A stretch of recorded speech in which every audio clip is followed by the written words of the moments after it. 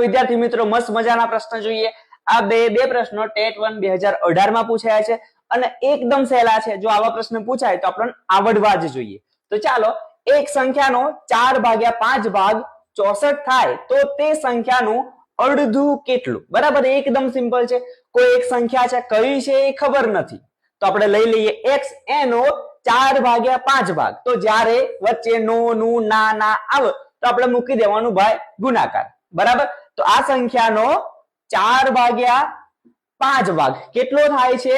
તો 64। તો બરાબર કરીને આપણાથી મૂકી દેવાય 64। આપણે આ સંખ્યા જ જોઈએ છે, આ ભાગાકારમાં છે, ભાગાકાર પેલી બાજુ જાય તો ગુણાકાર, ગુણાકાર હોય તો ભાગાકાર, તો આ જશે ઉપર। તો ભાઈ 64 ગુણ્યા 5, આવો ગુણાકારમાં છે, આ બાજુ આવશે તો ભાઈ ભાગાકારમાં। હવે 64 તો ભાઈ 16 ચોક 64 થાય, તો આ 4 ગયા, આ 4 ગયા, તો 16 પંચા 80। તો આ જે x છે, જે સંખ્યા છે એ તમને 80 મળી, પણ આપણો જવાબ ગાડી 80 આપણે ટીક કરવાનો નથી।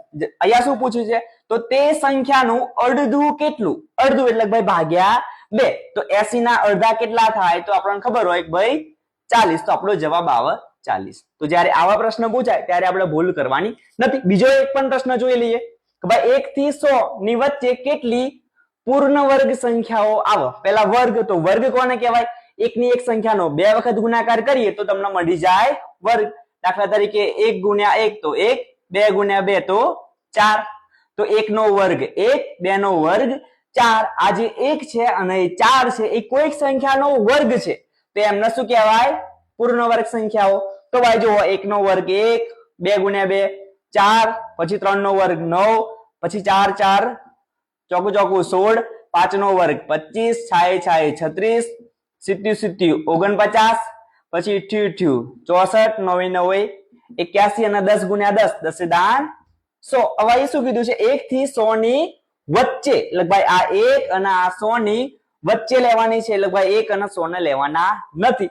તો આટલી સંખ્યાઓ પૂર્ણ વર્ગ છે, 1 2 3 4 5 6 7 અને 8। તો આપણો જવાબ કેટલો આવશે? તો ભાઈ 8 સંખ્યાઓ પૂર્ણ વર્ગ છે। તો આવું સરસ સરસ ગણિત પૂછ્યો છે, એમાંથી આપણે એક પણ માર્ક જવો જોઈએ ના।